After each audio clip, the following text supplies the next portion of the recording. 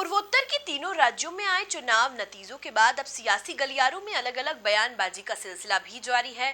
जहां ऐतिहासिक नगरी ग्वालियर के दौरे पर आए केंद्रीय नागरिक उड्डयन मंत्री ज्योतिरादित्य सिंधिया ने पूर्वोत्तर में बीजेपी को मिली बढ़त पर खुशी जाहिर करते हुए जनता का भरोसा भाजपा पर होने की बात कही है।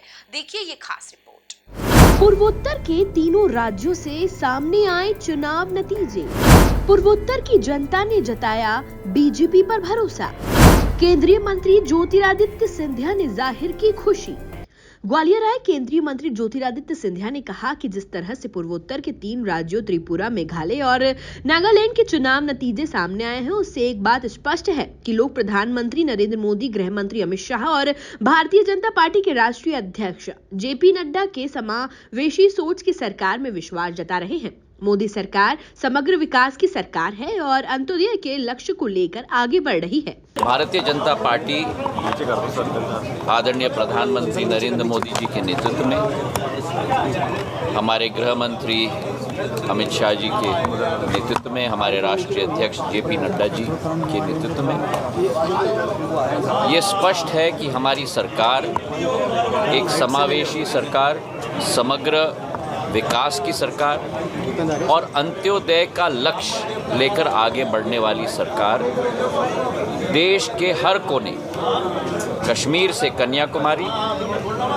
और गुजरात से लेकर अरुणाचल तक, यही भाव, यही संकल्प के साथ सरकार आगे बढ़ रही है और जनता का विश्वास, जनता का आशीर्वाद हमारी इन त्रिमूर्ति के साथ है, विश्वास इन त्रिमूर्ति के साथ है और यही स्पष्ट रूप से जो चुनाव के नतीजे भी हैं उनमें दिख रहे हैं। जहां तक मध्य प्रदेश की बात है, मुख्यमंत्री जी ने एक लोकन्मुखी बजट कल मध्य प्रदेश की जनता के समक्ष पेश किया है।